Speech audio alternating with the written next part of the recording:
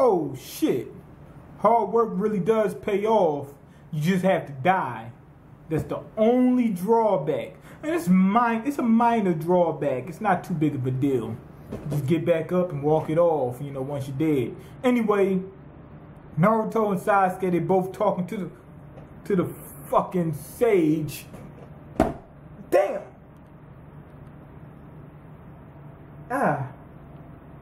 They're both talking to the sage, and the sage is saying the same thing to both of them.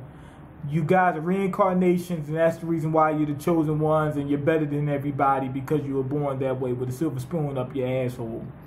And that's how it works. Basically, if you have a silver spoon in your ass, you're just going to be better than everybody else. Obito put all the damn Bijus inside Naruto. He's getting ready to come back too. The sage said that he messed up by not giving Indra, you know, in his inheritance or whatever, and only focusing on Ashura, because Ashura is the one who actually got his head, you know, on right and not up his ass. I think he has a point. I really do. I think he does have a point. He says that I maldistributed the power and my wealth and everything, so that caused Indra to hold a grudge. I think he has a point. I really do. Because I believe, I'm not saying that Indra is not an asshole or whatever, but if Indra would have had equal power, would he have really flipped and turned the way he was?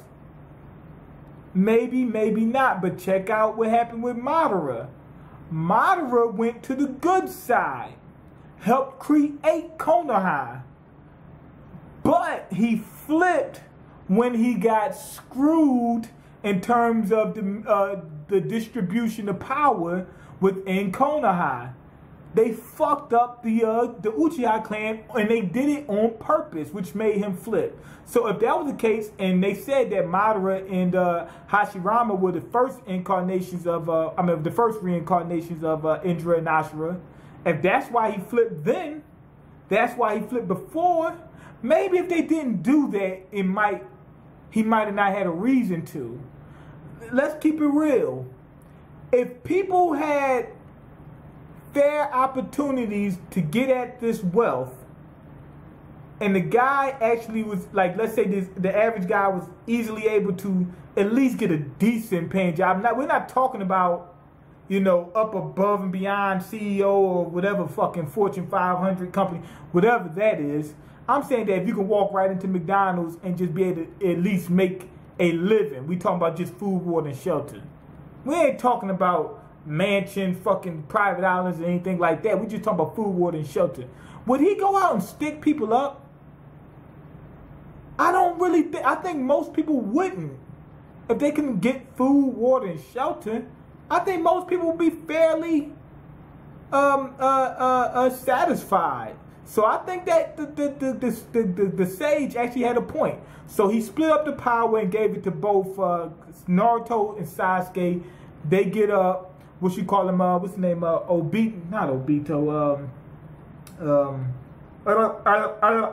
Kabuto. Kabuto pulled the D out of Sasuke, and they both get up and they get ready to head on off to fight Madara with the sage powers now. Anyway, we cut back to Guy. He's working on Madara, and Madara's like, okay, you did all right. And Guy's like, damn, I can't beat this motherfucker. He said, I got to put it all into this next attack. And he powers up like this is fucking Dragon Ball Z. Then we go into a flashback. Now, the flashback, at first, I was like, oh my fucking God, oh my fucking God. I was getting mad. And it started off kind of slow. But once it got to the explanation and Kakashi was talking to Guy, and you find out that Kakashi's dad, you know, the White Fang, actually respected Guy and Dai because he's seen the hard work they put in, and he sees how determined they was and the potential they had. He said, you better watch out for that kid. He might become stronger than you someday.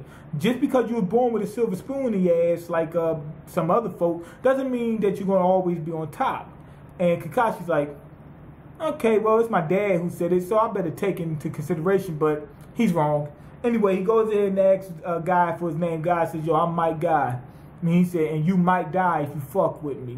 That's what he said. But anyway, we cut back to the real time. Guy goes in for his attack, and I mean, this shit is awesome. I wish they would have extended it. I mean, the scene from when Madara was saying that he respects Guy and said that you're the strongest taijutsu user to ever live. That was something. That was something. I mean, for him to be the absolute best taijutsu user, period, I would think that without the 8 gates, he would be stronger. I mean, with the 7th gate, like once he get to 7, he should be able to beat Kakashi, right?